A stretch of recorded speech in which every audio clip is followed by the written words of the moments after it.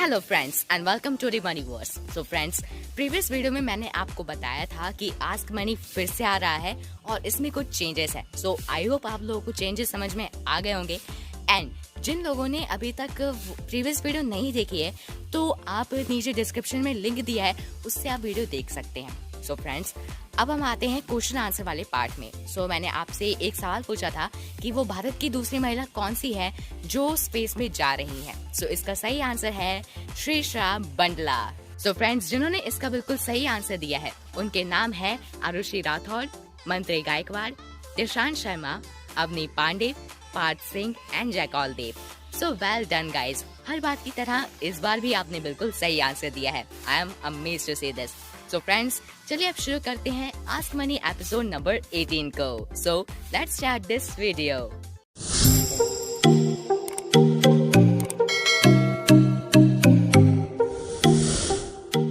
Now question is from Dishant Sharma ji. इन्होंने पूछा है, what if there was another earth that was orbiting our earth. Just imagine, हमारे सौर मंडल में दो अर्थ्स हैं जिनका मास, साइज सब कुछ सेम है। चलिए सबसे पहले हम डिस्कस करते हैं क्या हो अगर दो प्लैनेट्स एक ही ऑर्बिट को फॉलो करें। वेल, दो प्लैनेट्स का एक ही ऑर्बिट को फॉलो करना पॉसिबल तो है, लेकिन ये ज्यादा समय तक संभव नहीं हो सकता, क्योंकि फ्रेंड्स, दो प्लैनेट्स के बीच में जब ग्रेविटेशनल इंट्रैक्शन होगा तो हो सकता है कि ये दोनों एक दूसरे से टकरा जाए, या ये भी हो सकता है कि एक प्लैनेट की ग्रेविटी दूसरे प्लैनेट को सूरज की तरफ धकेल दे और सूरज के करीब आने के बाद वो ब्लास्ट हो जाए और फिर वापस से एक ही अर्थ बचेगी। आई विश वो हमारी हो।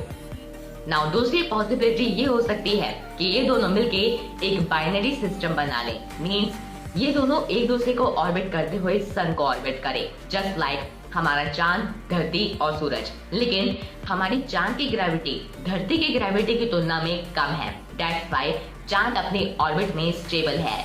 लेकिन यहाँ पे इन दोनों की ग्रेविटी, मास सब कुछ सेम है। इस वजह से ये अपने ऑर्बिट में स्वैप हो सकते हैं। मींस एक स्पेसिफिक टाइम पीरियड में ये अपने ऑर्बिट को चेंज कर सकते हैं। एंड फ्रेंड्स, अगर मैं आपको इसका सिंपलेस्ट एग्जांपल दूं तो हम ले लेते हैं सैटर्न के दो चांद एपिमेथियस एंड जेनस को। फ्रेंड्स, ये हर 4 साल में अपने ऑर्बिट में स्वैप होते हैं। ठीक वैसे ही हमारी धरती और वो नई धरती जो है वो अपने ऑर्बिट में स्वैप हो सकती है। सो फ्रेंड्स, अभी हमने डिस्कस किया कि क्या हो अगर दो प्लैनेट्स एक ही ऑर्बिट को फॉलो करे तो, और क्या हो अगर दोनों अर्थ एक बाइनरी सिस्टम बना ले तो। अब हम डिस्कस करेंगे दूसरी अर्थ की एलियन लाइफ के बारे में। दोनों अर्थ सेम है तो ऐसा जरूरी नहीं है कि उनकी स्पीसीज भी सेम हो सकता है कि वो हमसे बहुत ही अलग हो। वेल, जब भी हम एलियंस का नाम सुनते हैं ना तो हमें ऐसा लगता है कि वो हमारी धरती पे आएंगे और हमारी धरती को नष्ट कर देंगे। इतना नेगेटिव सोचने के बजाय हम कुछ अच्छा भी सोच सकते हैं, जैसे कि हम उनसे रेडियो वेव्स और सैटेलाइट के थ्रू कांटेक्ट कर सकते हैं। अगर वो हमसे ज्यादा इंटेलिजेंट है तो हम उनसे कुछ सीख सकते हैं। एंड अगर उन्हें हमारी लैंग्वेज आती है तो ये तो और भी बड़ी बात है हमारे लिए, क्योंकि हम एक दूसरे के प्लैनेट पे विजिट कर सकते हैं। आई थिंक ऐसी कंडीशन में दूसरी अर्थ का होना एक गुड न्यूज होगी। Now question is from world of nature and vlogs.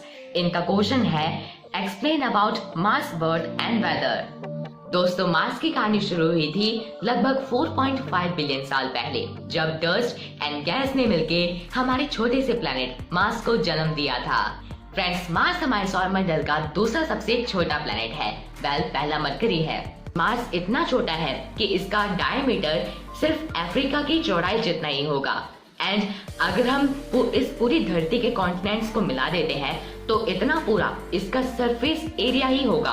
अब चलिए थोड़ा और गहराई में चलते हैं। फ्रेंड्स, मार्स हमारी धरती जैसा ही एक डेंस और रॉकी प्लैनेट है। इसका कोर आयरन, निकल और सल्फर से मिलके बना है। इसका कोर रॉकी है, मेंटल सिलिकेट मिनरल से मिलके बना है, एंड इसका जो क्रस्ट है वो आयरन मिनरल से मिलके बना है। फ्रेंड्स, पहले इसका कोर मैग्नेटिक फील्ड बनाता था। उस टाइम इस पे ओशंस, लेक्स हुआ करते थे, मे बी लाइफ भी हो। लेकिन उसके बाद इसकी मैग्नेटिक फील्ड बनना बंद हो गई और सोलर फ्लेयर्स ने इसकी सतह पर सीधा आके अटैक किया और फिर इसका सारा पानी एवोपरेट हो गया और फिर ये एक बंजर प्लैनेट बन गया। लेकिन अभी भी इसके एटमॉस्फेयर में ऑक्सीजन के अवशेष हैं। इसका एटमॉस्फेयर और डस्ट इसे मिलके रेड कलर देते हैं। आज मार्स एक ड्राई और ठंडा प्लेनेट है। इसका टेम्परेचर है -225 डिग्री फ़ारेनहाइट। लेकिन पहले स्टडीज के अकॉर्डिंग ये पहले एक गर्म प्लेनेट हुआ करता था। दोस्तों, मार्स पे हमारे सौर मंडल का सबसे बड़ा वोल्केनो है। उसका नाम है ओलंपस मॉन। फ्रेंड्स, ये हमारे माउंट एवरेस्ट से भी 3 गुना बड़ा है। स्टडीज के अकॉर्डिंग पहले इसमें से भी लावा इरप्ट होता था, लेकिन 50 लाख साल पहले जब हमारी धरती से डायनासोर्स विलुप्त हुए, उसी समय ये भी एक्सटिंक्ट हो गया था। दोस्तों, आज भी मार्स की सतह पे पानी मौजूद है, लेकिन ये पानी ड्राई आइस कैप्स के रूप में है। एंड इसी पानी की वजह से वैज्ञानिकों को मार्स पे बहुत ज्यादा दिलचस्पी है। उनका मानना है कि अगर यहाँ पे पानी है तो यहाँ लाइफ होना पॉसिबल है। और इसी सोच की वजह से सन 1960 से लेकर अब तक इस पे बहुत सारे स्पेस प्रोग्राम्स लॉन्च हो चुके हैं और फ्यूचर में भी होंगे, और हो सकता है कि हम ह्यूमंस भी मार्स पे जाएं।